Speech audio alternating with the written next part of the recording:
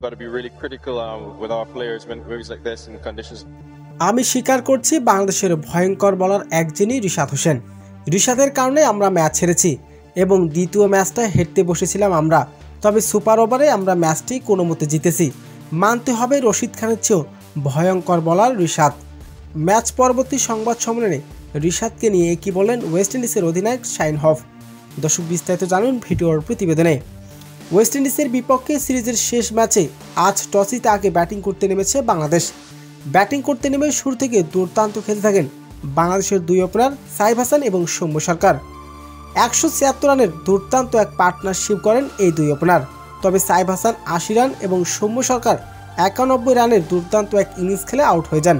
তবে শেষ দিকে নাজমুল হোসেন শান্তর 41 রানে ভর করে 50 ওভার শেষে 8 উইকেট হারিয়ে 291 রানের লক্ষ্য দাঁড় করায় বাংলাদেশ। 292 রানের লক্ষ্যে ব্যাটিং করতে নেমে শুরু থেকে চাপে রাখেন বাংলাদেশের বোলার নাসুম আহমেদ। একের পর এক তুলে নিয়েছেন 3টি গুরুত্বপূর্ণ উইকেট। 11 ওভার শেষে 39 রানে 3 উইকেট হারায় ওয়েস্ট ইন্ডিজ। এরপর 18তম ওভারে 2টি গুরুত্বপূর্ণ উইকেট তুলে নেন রিশাদ হোসেন।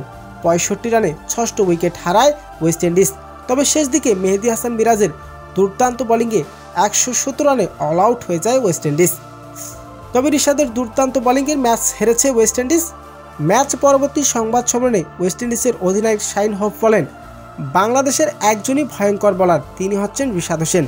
রশিদ খানের চেয়েও ভয়ঙ্কর। ব্যাট হাতেও যেন দুর্দান্ত, মনে হচ্ছে ক্রিস গেল ব্যাটিং করছেন। তবে আমি স্বীকার করছি বিশ্বের সেরা অলরাউন্ডার একদিন রিশাদেই হবেন।